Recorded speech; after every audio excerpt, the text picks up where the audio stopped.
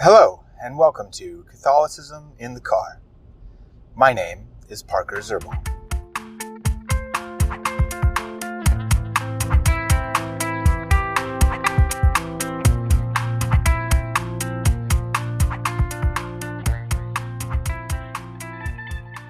Alright, I want to start a little series of episodes where we discuss social issues from a Catholic perspective. Now, on a lot of these things, on a lot of social issues, wow, I'm having trouble with that word today.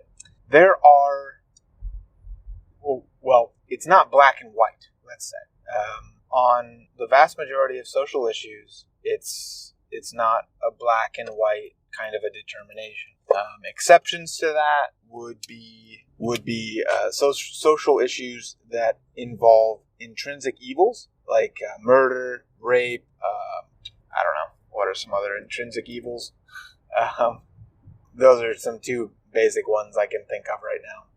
So social issues that would fall within those categories would be things like abortion, euthanasia, maybe a few others. And then regarding rape, I guess there aren't really any present social issues that would fall under this that are like being debated currently. But if there were, it would be something to the effect of like people trying to legalize rape or things of that nature. So those would be areas where it's pretty it is black and white. There isn't much gray area.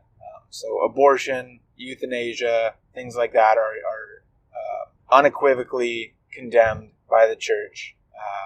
If a country came out with a law saying that rape was okay, the church would not have a nuanced position on it. It would just say, that is an intrinsic evil and cannot be tolerated. Okay? Yeah, I'm having trouble thinking of other examples right now. I think those are the main, the pressing ones currently. At least abortion and euthanasia are, as regards the ones where it's pretty black and white. But what are some more gray areas where the church gives principles for discerning what to do in these situations, but doesn't give outright definitive rulings on these things? Another one that involves intrinsic evils. No, that's not. I was gonna say the death penalty, but no, that's not an intrinsic evil. It's considered inadmissible currently under the reign of Pope Francis. The death penalty is considered inadmissible, but it is. I think it's clear to see it is not intrinsically evil, just based upon human history and various circumstances in which the death penalty would be necessary for the safety of the society when let's say you don't have adequate prison systems. And then examples of social issues that are more of a gray area. And again, I'm coming from an American context, so a lot of these things are more hot button issues in America. They might not be hot button issues in other areas. So I apologize if this isn't as applicable to your own situation. But that's another reason why these things are more gray areas, because depending on cultural context, these things can have different implementations based upon the principles that the church gives. So examples of these would be immigration laws, gun laws, laws regarding sexuality that would not be intrinsically evil. So like the age of consent, that can vary from depending on one's culture. I think maybe we'll just go with those for now. Now, the age of consent thing might throw people for a loop a little bit, because in America, it's so taken for granted that the age of consent is 18 or somewhere thereabout, and it's hard to imagine a society in which it would be much lower than that. Now, much higher than that is conceivable, although it would kind of be a little questionable as to why it would go higher than 18. But going lower than 18, is understandable, at least from a Western American context, okay?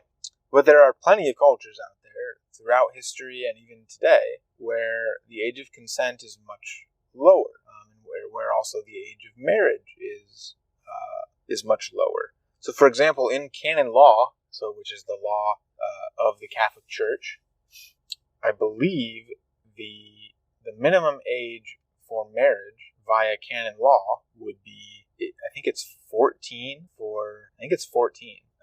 I'll have to double check that, but it's pretty young by American standards, at least.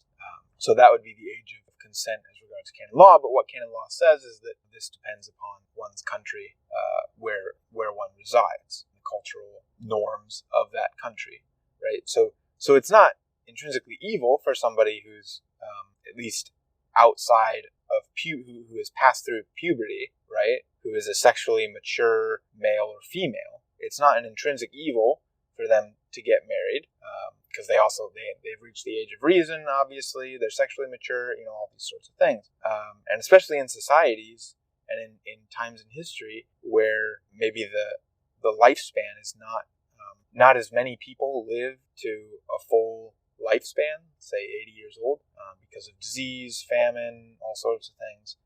It becomes culturally necessary in a lot of ways for people to get married and start having children a lot younger. And when you live in a more comfortable society, quote unquote, like America or various countries in the West, that age for marriage ends up climbing higher. And when the age of marriage climbs higher, the age of consent kind of follows it. That's how, I imagine that's kind of how it's looked at from a law point of view.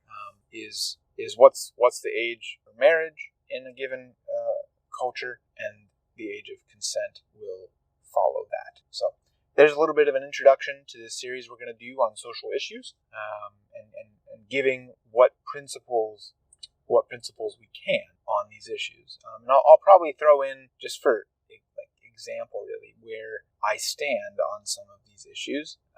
There's a few of them where I don't really have a stance on them currently. I just don't know enough yet, really, to put a firm stake in the ground. But I'm working through these principles, right? And I also think it's kind of a fluid thing, because it does depend on a number of these issues. It does depend on time and place. So, for what that's worth, there we go, and we will start this series. I think the first one we'll talk about, because it's the clearest and also most prevalent, because Roe versus Wade was just overturned yesterday. Yesterday was June 24th, 2022. So Roe v. Wade was just overturned. So I think the first one we will discuss is the most black and white, the most clear, and that would be the issues of life and death, abortion, and all of those. And then we'll get into the more gray area social issues as we go on. All right, thanks. Oh, real quick, please feel free to subscribe to any of my podcasts on any of the podcast players. Find me on YouTube. Please subscribe. Like me on Facebook, like the Catholicism Card channel on Facebook, Twitter, Instagram. We're all there, Catholicism Card. And then I also have a Patreon account if you wish to support what I do at this podcast and this YouTube channel. And you can also support us on Anchor.fm. There's a support button there you click on. I also have links to all of this on my website's support page at www.catholicisminthecard.com.